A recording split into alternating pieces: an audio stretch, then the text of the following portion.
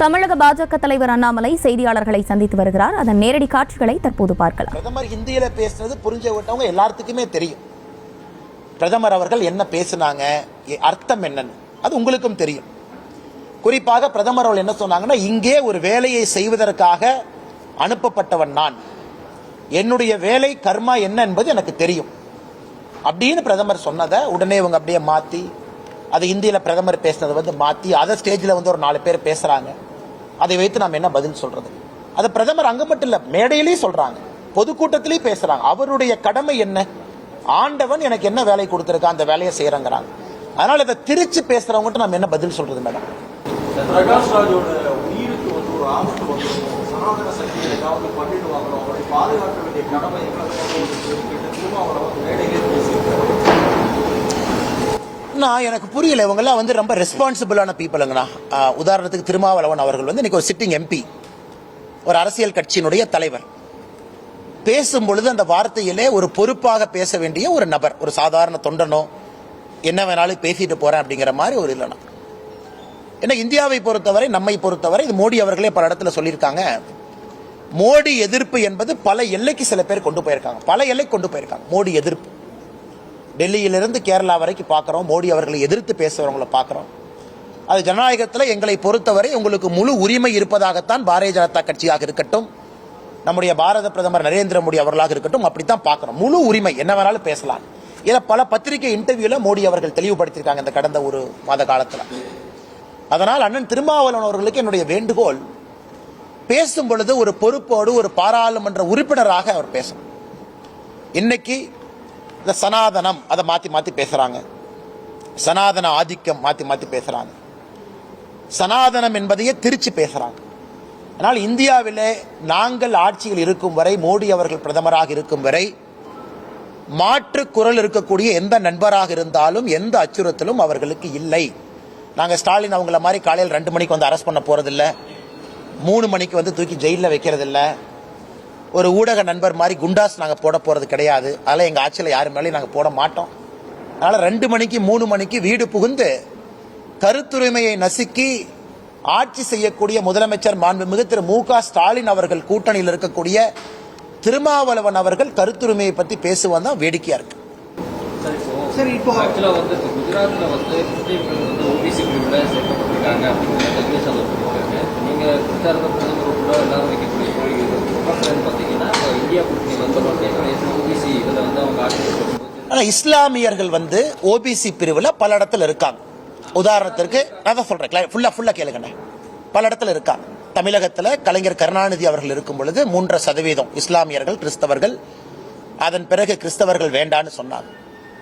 ஆனா ரூல் என்னன்னாங்கன்னா, ஒரு இஸ்லாமியரை ஓபிசி பிரிவுல கொண்டு வர்றீங்கன்னா அந்த இஸ்லாமியர் சப் கம்யூனிட்டியை டெஸ்ட் ஆஃப் பேக்வர்ட்னஸ் நீங்க ப்ரூவ் பண்ணணும். அதாவது இஸ்லாம் கம்யூனிட்டிக்குள் இருக்கக்கூடிய உட்பிரிவை, இஸ்லாம்ங்கிறது ஒரு இந்து மாதிரி ஒரு பேராக இருந்தாலும் கூட உள்ள உட்பிரிவு இருக்கு, அந்த உட்பிரிவில் இருக்கக்கூடிய இஸ்லாமை டெஸ்ட் ஆஃப் பேக்வர்ட்னஸ் பாஸ் பண்ணாங்கன்னா அவங்க ஓபிசிக்குள்ள இருப்பாங்க. இது காலங்காலமாக நம்முடைய நாட்டில் இருக்கக்கூடிய நடைமுறை. இப்ப கர்நாடகா போன்ற காங்கிரஸ் ஆளுகின்ற மாநிலத்தில் எல்லா இஸ்லாமியர்களும் ஓபிசி, அதை எதிர்க்கிறோம். தெலங்கானால இதற்கு முன்பு காங்கிரஸ் ஆட்சியில முஸ்லீம் அண்ட் கிறிஸ்டியன் ரிலீஜனுக்காக கோட்டா கொடுக்கிறோம், எதிர்க்கிறோம். ஏன்னா ஓபிசி என்பது எல்லா ஹிந்து ரிசர்வேஷன் கான்ஸ்டிடியூஷன் இடம் கிடையாதுங்க, எல்லா முஸ்லீம் ரிசர்வேஷன் கிடையாது, எல்லா கிறிஸ்டியன் ரிசர்வேஷன் கிடையாது. ஆனா முஸ்லீம் கம்யூனிட்டியில் இருக்கக்கூடிய சில முஸ்லீமுக்கு ஓபிசியில டெஸ்ட் ஆஃப் பேக்வர்ட்னஸ் பாஸ் பண்ணா அவங்களுக்கு ரிசர்வேஷன் இருக்கு. அது சுப்ரீம் கோர்ட்லயே சேலஞ்ச் பண்ணி தெலங்கானால வெறும் முஸ்லீமா ரிசர்வேஷன் கொடுத்த ஸ்ட்ரைக் டவுன் பண்ணி முஸ்லீம் கம்யூனிட்டிக்குள்ள உட்பிரிவு எடுத்து அதுல எந்த பர்டிகுலர் உட்பிரிவு பேக்வர்டா இருக்கிறாங்கன்னு ப்ரூவ் பண்ணா அலோவ் பண்றேன்னு சொல்லி அலோவ் பண்ணிருக்காங்க. அதனால நண்பர்களுக்கு நான் சொல்லக்கூடிய கருத்து என்னன்னாங்க, நாங்கள் எதிர்ப்பது religion based reservation. Religion based reservation குஜராத்லயும் எல்லா முஸ்லீம் ஓபிசி கிடையாது, குஜராத்லயும் எல்லா கிறிஸ்டியன் ஓபிசி கிடையாது. அதே போல தமிழகத்தில், அதே போல இன்னைக்கு இருக்கக்கூடிய தெலங்கானால எல்லா முஸ்லீமும் ஓபிசி கிடையாது. கர்நாடகா ஸ்ட்ரக் டவுன் ஆனோடனே கர்நாடகா என்ன பண்றாங்கன்னா எல்லா முஸ்லீமும் ஓபிசிங்கிறாங்க, அது இன்னைக்கு ஸ்ட்ரக் டவுன் ஆயிருக்கு.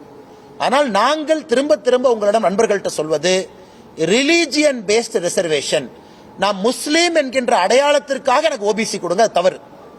முஸ்லீமுக்குள்ள இருக்கக்கூடிய உட்பிரிவுல பேக்வர்டா இருக்கக்கூடிய சில கிளாஸுக்கு ஓபிசி கொடுங்க, அது அலோடு.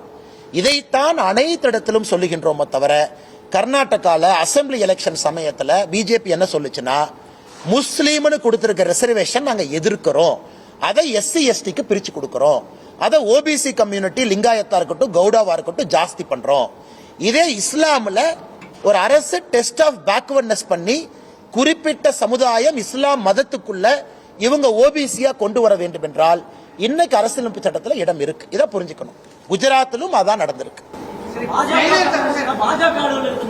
காங்கிரஸ் கட்சி தலைவர்களுக்கு ஏற்பாடு செய்தா சொல்லியிருக்கீங்க.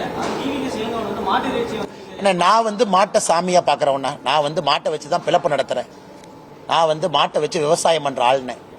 அதனால அதுக்கு நீங்க மாட்டுக்கறி சாப்பிட்றவங்கள போய் நீங்க சாப்பாடாதேன்னு நான் சொல்ல போறது கிடையாது. அது உங்களுடைய உரிமை.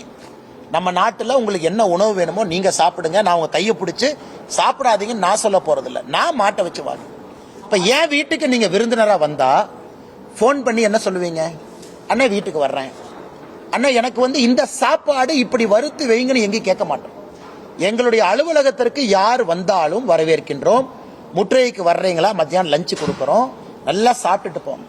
ஆனா உங்க அலுவலகத்துக்கு வரணும். இதை மகாத்மா காந்தி அவர்கள் பீஃபை பத்தி என்ன சொல்லியிருக்காங்க, யங் இந்தியால மகாத்மா காந்தி என்ன எழுதியிருக்காங்க. மகாத்மா காந்தி அவர்கள் பல்வேறு காலகட்டத்தில் மாட்டு இறைச்சியை பத்தி என்ன எழுதியிருக்காங்க அப்படிங்கறத EVKS இளங்கோவன் ஒரு முறை படிக்கணும். இன்னைக்கு அடிப்படையில் காங்கிரஸ் கட்சியில ஒரு தலைவராக இருக்கக்கூடியவர்கள் நான் ஏற்கனவே மறுபடியும் சொல்றேன், உணவு விஷயத்துல உங்களுடைய தனிப்பட்ட உரிமை. ஆனா என்னை நீங்க ஃபோர்ஸ் பண்ண முடியாது. உதாரணத்துக்கு நான் உங்களை கூப்பிட்டு அண்ணே நீங்க மாட்டு இறைச்சி சாப்பிடாதீங்கன்னு சொல்றதுக்கு எனக்கு உரிமை இல்லை. அது உங்க உரிமை, நீங்க என்ன வேணுமோ சாப்பிடுங்க. நீங்க என்னைய மாட்டு இறைச்சியை சமைச்சு கொடுங்கன்னு கேட்கறதுக்கு உங்களுக்கு உரிமை இல்லை. ஏன்னா நம்ம நாட்டில் இது சர்வதிகாரத்தனம் இல்லையா?